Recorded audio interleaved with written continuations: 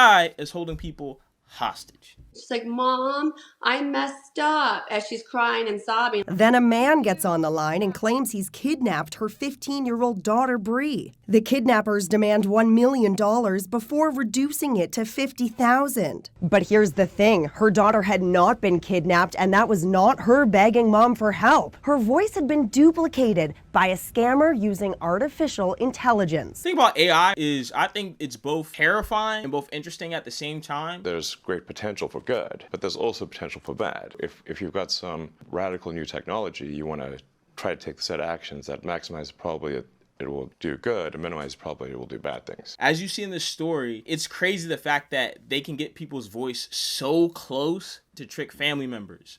Actually, Jay actually has a story relevant to this, so, go ahead. Yeah, I do, actually. I got a call one time I was at college. I was chilling, probably eating some cereal or something, as you do in college. And my dad called me. Well, my sister called me. She's like, oh my gosh, are you okay? I'm like, what in the world is really going on right now? She's like, Dad just called me. He's crying. My dad doesn't cry. My dad's an old African man. He doesn't cry. And so I'm like, Dad's crying. Why? She's like, he got a phone call from someone saying they had kidnapped you and they had to send him $10,000. I'm like, I'm chilling right now in my apartment eating cereal. It's all good. So someone did exactly this. They used an AI-generated voice to call my dad to sound like me. Damn. And they said it sounded just like me. It's weird, right? Because when you hear like public officials talk about AI, it's like they have no idea what to do with it. Regulations are really only put into effect after something terrible has happened. If that's the case for AI, and we're only putting regulations after something terrible has happened, it may be too late to actually put the regulations in place. The AI may be in control at that point. That's real. It is conceivable that AI could take control and reach a point where you couldn't turn it off and it would be making the decisions for people. Yeah, absolutely. Absolutely. No, that's definitely where things are headed. Normally, when something comes out, like, for example, marijuana, they have laws, it goes through this big process. Maybe, states will regulate it, but the Fed won't. It's different kind of laws and processes. When it's coming to this AI stuff, it just seems like everybody's just, looking around I don't know, what do you want to do? You want to do something? I can see this getting to the point where it's proving your innocence in court is going to be damn near impossible. Because you're going to have people's voices. There's actually, I even heard about, Google has this AI where they can actually create pictures. And right now they have a thing where, it can't do human pictures. But who knows, all it takes is one employee to abuse that power and put it in, a back door. And, it doesn't take that much for it to go extreme left. I don't know. I just think at this point in time, man, we need to put a pause to it. I'm sorry. I believe in technology. I believe in innovation. But at some point in time, it's I feel like this is going to do some real harm to people. It has the potential of civilizational destruction. There's movies like Terminator, but it wouldn't quite happen like Terminator because the intelligence would be in the data centers. Right. The robot's just the end effector. And I understand that, even if we pause in the U.S., because we have the internet, someone might use it from overseas. Someone might use it in another country. So I can understand why some people might want to keep it going because they're all right, well, we're going to be left behind. But at the same time, I just feel like this is going to unleash madness, man. It seems like it's getting bad already. Even musicians and stuff like that, they're coming out with music and now they have AI copying that. So it's what's going to happen?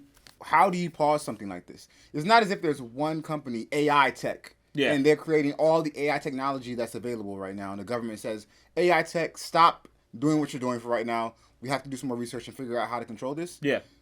It's different people using AI and creating AI technology. So there's not really, how do you regulate something like that?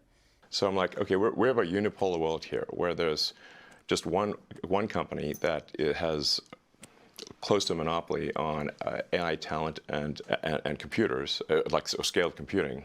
That's my question. It's I don't know how you even begin. I'm sure there's a way to go about it. I don't know what that would be. But I will say, I agree with you. With great power comes great responsibility. Shout out to Spider-Man. Or his uncle. His Uncle Ben, bro. Uncle Ben, sorry. Shout out to Uncle Ben. He's died in at least 3 movies. Come on. Oh, my bad, you're right. Rest in peace, Uncle Ben. But with great power comes great responsibility. And so right now, what Elon Musk is saying, I think Elon Musk is more concerned about whenever AI becomes sentient. Ooh. Right now, AI is like a supercomputer times 10. Yeah. Which is already crazy to think about. It boggles your mind. But it's still not sentient. it's not living. Yeah. But once it's able to make its own decisions independent of human beings, iRobot. Exactly. That's when it really gets. But even before that, I'll step back. It is scary now still. Even with stuff like scamming, even with stuff like copyright infringement, even with stuff like faking photos of somebody and trying to blackmail. So how do you know what's gonna happen? Like everything else, there's gonna be a good side of things, the dark. Here's another reference. There's gonna be the dark side or whatever. What's Darth Vader? What's it called? The dark side. Dark web.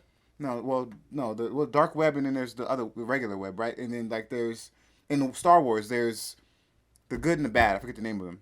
The dark side and the light side, bro. Is that what they call them? Yeah. Is it that simple? The dark side, yeah. Is it the light side? Well, it's not called the light side. I think it's just called the good or something like that. That's lame. Here's the thing. Yes, there's gonna be people that abuse technology, abuse AI, but there's gonna be white hat.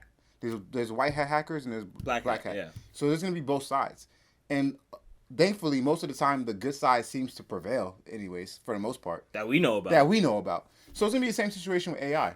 I don't know. I just think it's right now because it's so new. I think the impact on society is just gonna be Right. just because I mean they're talking about like it's gonna get rid of like 100,000, more than 100,000 jobs.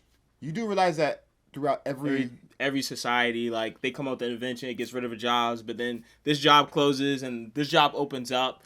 But the main thing that I'm speaking, and the reason why I'm saying that is that like I think the amount of time, right? Because AI is like, because I think they said Chat GBT's users was way higher than any other app that's come out in the last like 10 years.